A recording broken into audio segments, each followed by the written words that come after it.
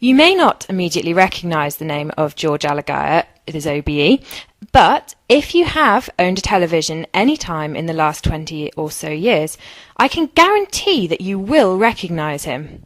George is one of the BBC's top news presenters and foreign correspondents. He is the sole presenter of the BBC 6 o'clock news and is the longest-serving presenter of the BBC News at 10, holding the role since the year 2000, and as well as several other roles previously. Now this week, as part of the Saddleworth Festival of Arts, George has taken time out of his busy schedule to come up to Oldham and to give a talk about his around-the-world investigation into the global food chain. George, hello. Hello. You've had an interest in where our food comes from for many years, which has maybe been demonstrated through past charity work. But how did your interest in fair trade and the world food market and all of that begin? Well, I think when you talk about fair trade, which I was patron of the Fair Trade Foundation for a number of years, 7 years, I think, till a couple of years ago. One of the reasons I got so interested in it is that if I look back at my life, I think I've got one foot in the poor world. I was born in Sri Lanka, and we were not a poor family, but we certainly weren't a wealthy family.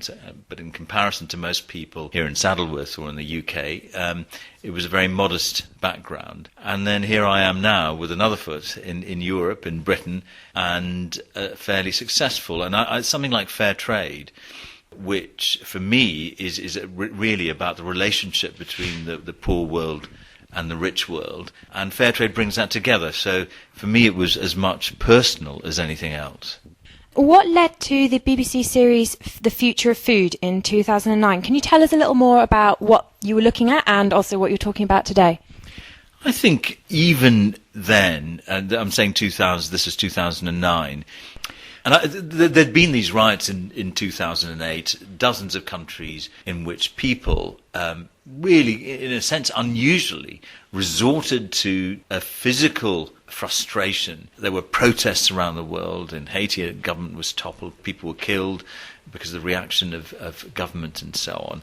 And suddenly it became clear that when we talk about rising prices of food, what's an extra couple of quid maybe, or extra £5 on our weekly shopping basket, for some people it was pushing them over the edge. Millions of people, already poor, were being thrown into absolute poverty by this, because while we may spend, 10, 15, 20, 30% of our income on food, in a place like Malawi, it can be as much as 80%. So suddenly that whole thing about food security became, it was so clear that it was something that was going to dominate politics in years to come. And I think the last couple of years since then have proved that to be the case. We've got, really high commodity prices now. And again, some would argue that one of the reasons people took to the streets in the Middle East in the so-called Arab Spring is because of rising cost of food. Okay. The E. coli outbreak in the media at the moment highlights just one problem with eating internationally grown food. And the number of air miles attached to some foods is another. It suggested that many countries, as you've just said, in fact, are already suffering food shortages. As we look to the future and the world population increases, how do you personally think that we can help ensure that as many people as possible do have food? It may seem a curious thing to say, having just delivered a 1-hour talk on food, but I don't consider myself an expert. Primarily, I'm a journalist who's learned to ask the right questions. And so I can offer some areas where I think the solutions will lie. One of them is, I think, to change our relationship with food, that it becomes not just a kind of commodity we rush off and buy, in our spare time, but something that we actually sit around a table and share with other people and have some idea of how it's grown and how it's produced. I think if we had that, then I think that helps to get closer to an understanding of what role it ought to be playing in our lives. That's one thing. You mentioned international trade. It may be, actually, that we continue to depend on international trade. It may be that it's okay that we want to eat pineapples, and how much richer our table has been because we've got mangoes and pineapples on it.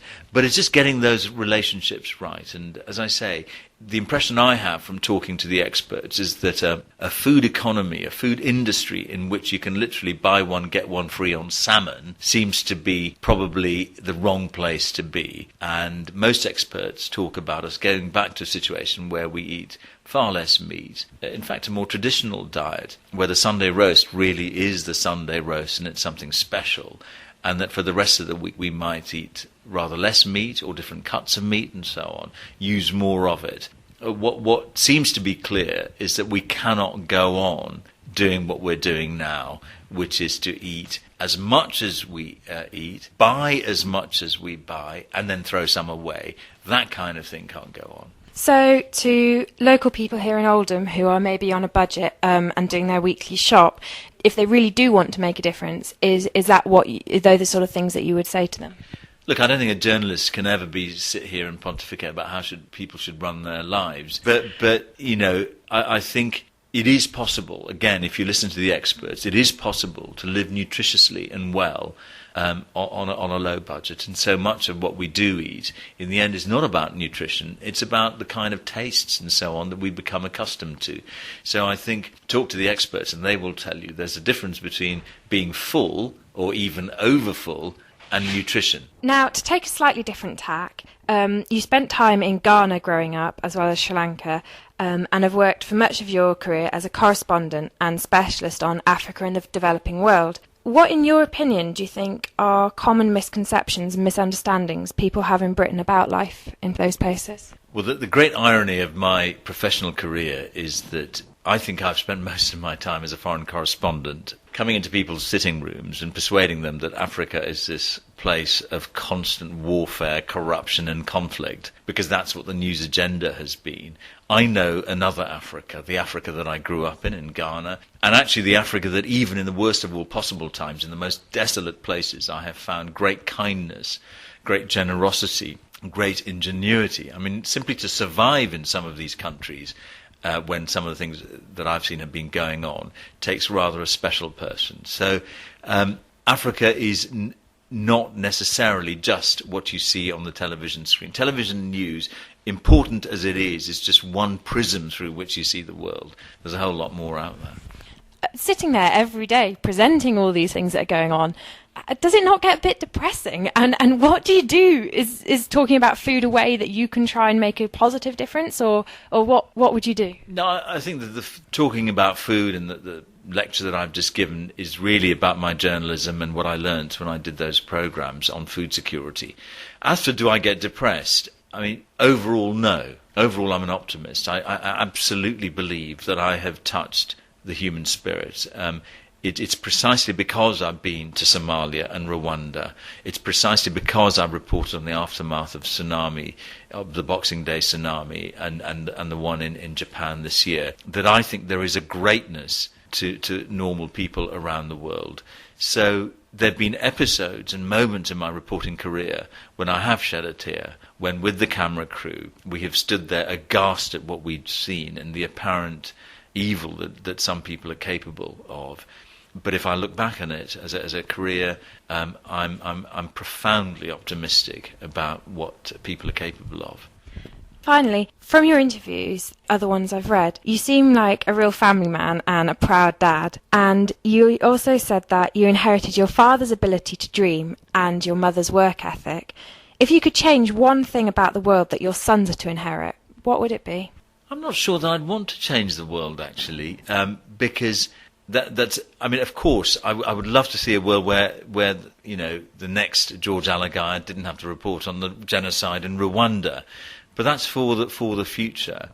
I think what I'm looking forward to is the moment I and my generation hand the baton over, because I think the world that I live in now is a better place than the one my father grew up in. I think on some really important issues like race, like the treatment of women, the world is a better place than it was 40, 50 years ago. And I can't wait to find out from my sons how they have made the world better than the one that I have and my generation have bequeathed to them. So I wouldn't want to change anything, but I absolutely trust and believe that not only my sons, but people like you are going to make this place better than it is now.